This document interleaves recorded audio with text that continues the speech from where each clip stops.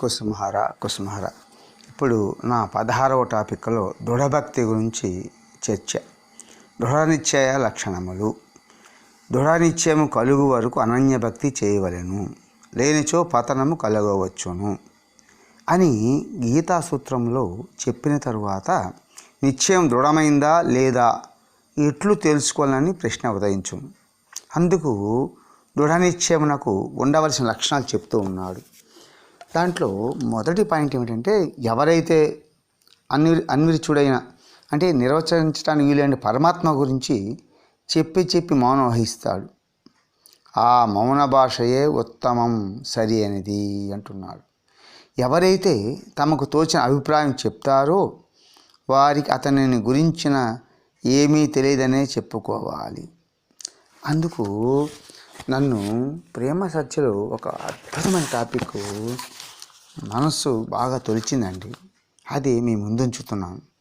ఇక్కడ ఏంటంటే మౌనమే శ్రేష్టము అంటున్నాడు. ఇక్కడ మౌనం అంటే ఏమిటి? మనోమౌనము అంటే లోన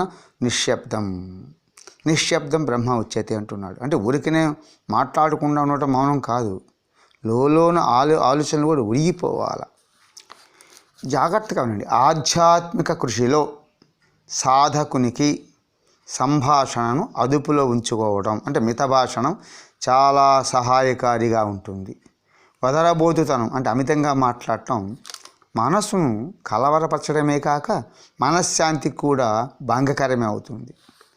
సో ప్రధాన సుగుణాలలో మౌనం అనేది ఒకటిగా శాస్త్రాలు కూడా చెప్తున్నాయి. ఈ విషయంలో ఒక చక్కని ఆంగ్ల సామెత ఉంది. భాష వెండి అయితే మౌనం సువర్ణం అంటాడు. So speech is silver, gold is silent అంటాడు. అట్లాగే పరమహంస దేవ అంటే శ్రీ రామకృష్ణ పరమహంస కూడా ఇలాంటి విషయాన్ని తన బోధనలు వ్యక్తం చేశారు. ప్రజలకు బోధించడానికి మాటలు సంభాషణ చాలా అవసరమే. అయినా పరమ పవిత్రమైన గురువు స్థానానికి ప్రతి ఒక్కరు అర్హులు కారు. తాను జయించకుండా ఇతరులను విజయులుగా ప్రయత్నించడం కూడా వృధా ప్రయాసే.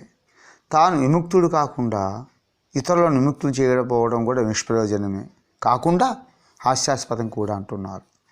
ముందుగా తాను ఆత్మజ్ఞానాన్ని పొందకుండా ఇతరుల మనస్సులోని అంధకారాన్ని తొలగించుకోమని ఉపన్యాసం ఇవ్వటం కూడా దానివల్ల ఏ సత్ఫలితం రాదు. అందువల్ల ఇది కేవలం ఒక గుడ్డివాడు మరొక గుడ్డివానికి త్రోవ చూపే ప్రయత్నం వంటిదే. దీంట్లో ముఖ్యంగా ఏమిటంటే, ఒకసారి ఏకనాథ్ దగ్గరికి ఒక ఆమె చిన్న కుర్రని తీసుకొచ్చిందట. అయ్యా, వీడికి బెల్లం తినే అలవాటు ఉంది, మాన్పించమని. సరే ఆయన అన్నాడు, 2 రోజుల తర్వాత తీసుకురామ్మా అన్నాడు. సరే ఏకనాథ్ గారు కూడా ఏం చేశారంటే, ఆయనకి బెల్లం తినే అలవాటు ఉంది, అందువల్ల 2 రోజులు కఠినంగా మానుకున్నాడు. అప్పుడు ఆ పిల్లవాడిని తీసుకొస్తే పిల్లవాడితో ఒక్కటే మాట్లాడు, నువ్వు బెల్లం తినడం మానే అన్నాడు. అంతే, మానేశాడు. దాని అర్థం ఏమిటి? నువ్వు ఎప్పుడైతే ఆ సాధన చేస్తావో నీలో ఒక అలౌకికమైన శక్తి వస్తుందన్నమాట. అది అందుకే తాను ముక్తుడు కాకుండా ఇతరులు ముక్తులు చేయలేడు అనడంలో ఉద్దేశం అదే. మరి ప్రస్తుతం రాజకీయ ఉపన్యాసాలు సద్దుమణిగిన మాట యథార్థమే, కానీ దేశంలో ఇది ప్రస్తుతం సమయం ఆధ్యాత్మిక మత సంబంధమైన ఉపన్యాసాలకు వదలబోతనానికి కాలమైపోయింది. మతము అంటే ధర్మం అనేది కేవలం ఉపన్యాసాలతో సాధించేది కాదని, అది ఆధ్యాత్మిక సాధన వలన లభించే సంపద అని చాలామంది గుర్తించడం లేదు. అది హృదయానికి సంబంధించినది. ప్రతి ఒక్కరూ ప్రబోధాలను ఇచ్చేవారే, సూక్తులను వల్లించేవారే. అయితే వాటిని తమ హృదయాలు అంగీకరించి పాటించే వారు బహుకొద్ది మంది మాత్రమే. పవిత్రమైన గురుస్థానం ఎక్కడానికి ప్రతి ఒక్కరు ముందుకు వస్తున్నారు. దీని అంతటినీ చూస్తుంటే ఇదేదో దుశ్శకునంలా అనిపిస్తూ ఉంది. తాను స్వయంగా దేనినైతే ఆచరించడో ఆ విషయాన్ని ఇతరులకు బోధించడానికి శాస్త్రాలు అంగీకరించవు. కాబట్టి సత్వగుణ ప్రధానుడైన సాధుజనుని హృదయం నుండి నేను చేస్తున్నట్లు చేయకు, నేను చెప్తున్నట్లుగా చేయి అనే మాట ఎన్నటికీ రాదు. అలా చెప్పటం కేవలం ఒక ఎత్తుగడ, ఒక తంత్రం లాంటిదే. ఇలాంటి విషయాన్ని ప్రచారం చేయడానికి మోస్తాన్ని ప్రోత్సహిస్తుంది తప్ప మరేమీ కాదు. మనస వాచ కర్మణ ఏకం కావటమే అభిలషణీయమైన విషయం. ప్రస్తుతం దేశ పరిస్థితి చూస్తుంటే ప్రవచనం చేయకుండా మౌనంగా ఉండడమే యుక్తమని అనిపిస్తున్నది. మౌనంగా ఆధ్యాత్మిక సాధన చేసుకుంటూ పోవడమే మేలు. హృదయ పెన్నిధిని బయటకు ఈడ్చుకొని వస్తే అన్ని విధాల అనర్థమే జరుగుతుంది. భక్తమాల అనే పవిత్ర గ్రంథంలో ఈ సంభాషణ, నియంత్రణ, మౌనమే సర్వోత్తమం అనే దాని గురించి ఒక కథ ఉన్నది. ఆ కథ ప్రస్తుత చర్చకు బలాన్ని ఇవ్వడమే కాకుండా చక్కని ప్రబోధాన్నిస్తుంది. ఆ గాథల ముఖ్యాంశం ఏమిటాయంటే జాగ్రత్తగా వినాలండి. పూర్వకాలంలో మన దేశంలో ధర్మబద్ధమైన ఒక రాజు ఉండేవాడట. ఆయనకు ఒకే ఒక కుమారుడు, సర్వ సద్గుణ సంపన్నుడు. కానీ ఆ బాలుడు చిన్న వయస్సులోనే మాట్లాడటం మానేశాడు, మౌనంగా ఉండడం ప్రారంభించాడు. ఎవరైనా అడిగితే సమాధానంగా ఏదో ఒక అస్పష్టంగా సంజ్ఞలు చేస్తూ ఉంటాడంతే. తన కుమారునికి ఏదో వ్యాధి సంక్రమించిందని రాజుగారు భావించారు. ఎన్ని వైద్యాలు చేయించినా ప్రయోజనం లేకపోయింది. దానితో అతనికి తిరిగి నోటి వెంట మాటను తెప్పించగలిగిన వారికి ఉచితమైన బహుమతి ఇస్తానని ప్రకటించాడు.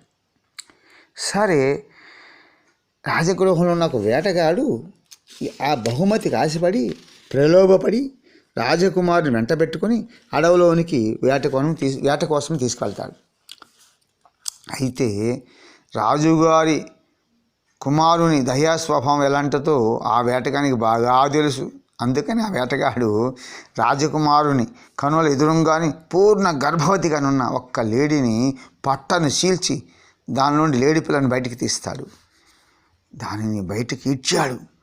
దుర్భరమైన ఆ దృశ్యాన్ని రాకుమారుడు చూడలేకపోయాడు, తట్టుకోలేకపోయాడు. అయ్యో అయ్యో అని అరిచాడు. తన కార్యం నెరవేరిందని అనుకున్నాడు. ఆ వేటగాడు వెంటనే అంతఃపురానికి వచ్చి రాకుమారునికి మాట్లాడే శక్తి వచ్చిందని రాజుగారికి విన్నవించాడు. అంతే, రాజుగారి సమక్షంలో రాకుమారుడు పెదవి ఒక్క మాటను కూడా మాట్లాడలేదు. వేటగాడు అబద్ధం చెప్తున్నాడని రాజు భావించాడు. అబద్ధం చెప్పినందుకు ఆ వేటగానికి మరణశిక్ష విధించారు. దాంతో భయపడిన ఆ వేటగాడు ఆ రాకుమారు శరణగోరి మౌనం వీడండి, లేకుంటే రాజ్యాజ్యం మూలంగా నేను ప్రాణాన్ని కోల్పోతానని వేటగాడు చాలా ప్రాధేయపడ్డాడు. అలా అతను ప్రాధేయపడిన తరువాత రాజకుమారుడు నేను ఇదివరకే చెప్పాను అనంటూ మరల మౌనం వహించాడు. ఇంకా రాజుగారికి తాను లేకపోతే తన తర్వాత ఈ రాజ్యపాలన ఎలా జరుగుతుందా అనే ఆలోచన బాగా పీడిస్తుంది.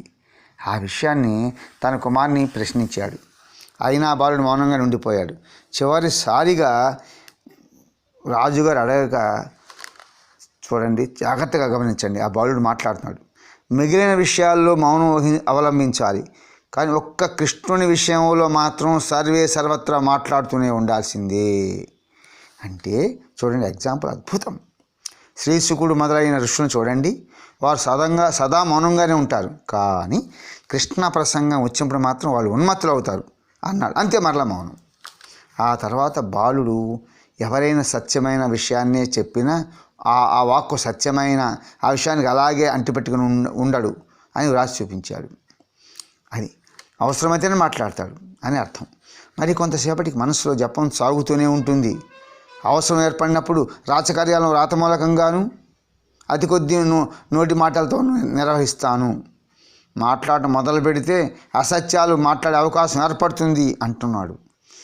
ఒకవేళ ఎవరైనా సత్యమైన విషయం గురించి చెప్పినా అలా మాట్లాడినంత సత్యంగానే యథాతథంగా నిలిచిపోదు అని వ్రాసి చూపించాడు. ఎలాంటి భావన చూడండి, ఎంతటి దృఢమైన దీక్ష చూడండి. ఇది దృఢభక్తి అంటే. సత్యమునకు అపచారం జరగకుండా, సత్యాన్ని అధిగమించకుండా, భక్తిరత్నం చేజారిపోకుండా మౌన దీక్షను అతడు అంత దృఢంగా స్వీకరించాడు. అతని దృఢ దీక్ష అద్భుతం. ఈ ఆంతరంగిక వైరాగ్యం పరమాద్భుతం. ఓహో, ఇలాంటి సంకల్పంతో ఏకాగ్ర చిత్తంతో మౌన దీక్షను పాటించే పరమభక్తుని వంటి పవిత్రాత్మను ఒక్కసారి దర్శించగలిగితే నా ఆకాంక్ష నెరవేరుతుంది. ఓహో, ఈ అభాగ్య అనాథ జీవికి అంతటి మహద్భాగ్యం అబ్బుతుందా? ఆ సందర్శన దాహం తీరే అదృష్టం లభిస్తుందా? వృధా అసహ్యేనేమో. చూడండి, పరమాద్భుతమైనటువంటి గాథలు వింటుంటే మనసు పులకరించిందనుకోండి, పులకాంకిత శరీరం, అది భక్తికి ఒక అంగము అంటాడు నారదుడు. చూడండి, ఇక్కడ మరలా మనం ఈ నారద భక్తి దర్శనానికి వచ్చినట్లయితే వాళ్ళు ఏమంటారంటే, ప్రతి వ్యక్తిలో అనురాగం ఉన్నట్లే అందరిలోనూ భక్తి కలుగుతుంది. అది భావప్రధానంగా ఉంటుంది. భక్తిలో విషయం భగవానుడే. జ్ఞానానికి మూలం ఏమిటి? ప్రమాణం కావాలి. భక్తికి మూలం భావమే, అంతే. అందువల్ల వారి వారి భావన అనుసరించి భక్తి మారుతూ ఉంటుంది. అందువల్ల భక్తి లక్షణాలు కూడా అనేకంగా ఉన్నాయి. అయితే మహాత్ముల యొక్క భక్తి పట్ల అభిప్రాయ భేదాలు కూడా చెప్పబడుతున్నాయి. ఇప్పుడు కొంతమంది ఏమంటారంటే పూజ మొదలగు వానిలో అనురక్తి కలుగుటయే దృఢ నిశ్చయిత యొక్క అని పరాశరపుత్రుడైన వ్యాసుని అభిప్రాయం. అంటే ఏంటి? పూజ అంటే ఏమిటి? అలాగే కథ శ్రవణ ఆదులతో అనురక్తి దృఢ నిశ్చయిత లక్షణం ఉంటాయి. కొంతమంది కథాశ్రవణం, అది గర్గాచార్యుడు చెప్తాడు. కాబట్టి ఇక్కడ ఏమిటంటే క్రియాయోగం ముందు అంటే పూజ అది రాగాల్లో ప్రీతిగా మూర్తిని పెడతారు, ప్రాణప్రతిష్ఠ చేస్తారు. యజ్ఞకొండంలో జలములు చిత్రములలో పరమేశ్వరుని యథావిధంగా పూజలు చేస్తారు. ప్రతిష్ఠిత మూర్తి ఎడల ఆవాహన ఆసన ఆర్ఘ్యపాద్య ఆచమ్యాది షోడశోపచారములు చేసి భగవాన్ స్తుతించాలి. అంటే ఏంటి? ప్రేమగా పిలవాలి. ఆవాహనం, ఆర్ఘ్యపాద్యాది ప్రేమతో కాళ్ళు కడగాలి, చక్కగా ఉద్వాసం చెప్పాలి. ఉన్నాడనే భావం, ఆయన ఉన్నాడనే ఎదురుగా. అట్లాంటి పూజ చేయుట అనురక్తి కలిగితే అది దృఢమైన భక్తి అనుకోవాలి. ఇక్కడ మనం ఏం చేస్తున్నాం? ఏదో ఊరికనే ఓ ఒత్తి వెలిగించేసి 2 కర్పూర బిళ్ళలను పెట్టి ఒక పట్టిక పళ్ళ మొక్క పెట్టి అది పూజ అంటే ఎలాగండి? కాబట్టి అది ఒక ఆలోచనగా ఉంది. బిడ్డ ఒక ఆలోచన, నీ యొక్క భర్త ఒక ఆలోచన, ధనం ఒక ఆలోచన, ఈయన ఒక ఆలోచన. ఆలోచనకు ఉంటే ఎలాగండి? అయ్యయ్యో, అది కాదు. కాబట్టి అష్టపుష్పాలు అంటాడు. అహింసా ప్రథమ పుష్పం, సత్యం, శౌచం, నియమం, సత్యం, ఈ పుష్పాలతో అంటే ఇవన్నీ కూడా మానసిక పుష్పాలని అర్థం. కాబట్టి భక్తి కూడా దృఢమైతే, నీకు భావం కలిగితే చాలు. ఏదో విధంగా దృఢమైన అనురాగము నీ యొక్క మూర్తి యందు ఉండి తీరాలి అంటున్నాడు. మరి నానచంద్రకోశ్ చూడండి ఎంత అద్భుతంగా ఆ కృష్ణ విగ్రహం లీలలు చేసింది. కాబట్టి భక్తి భావము నీకు ఒక చైతన్య శక్తిని ఆ యొక్క విగ్రహంలో చేరి ఆయన ఆడిస్తాడు. కాబట్టి రాగం అనుసరించేది అనురాగం.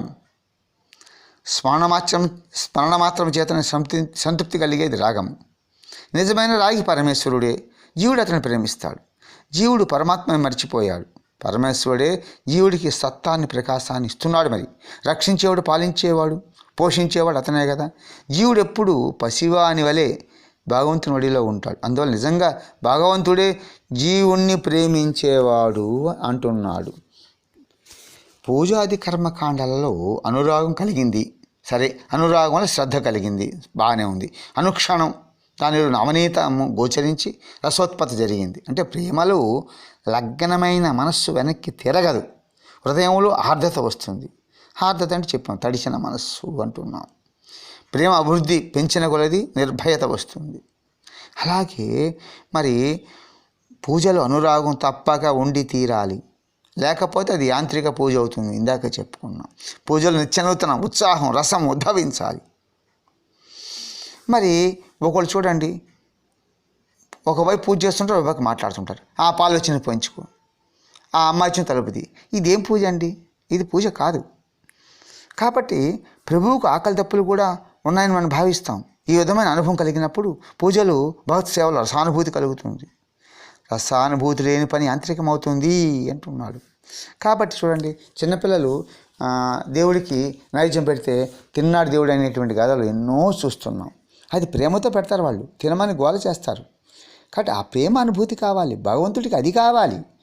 అది కాబట్టి నీవు ఏది ఆయనకి పెట్టిన ప్రేమ ప్రేమ ప్రేమ.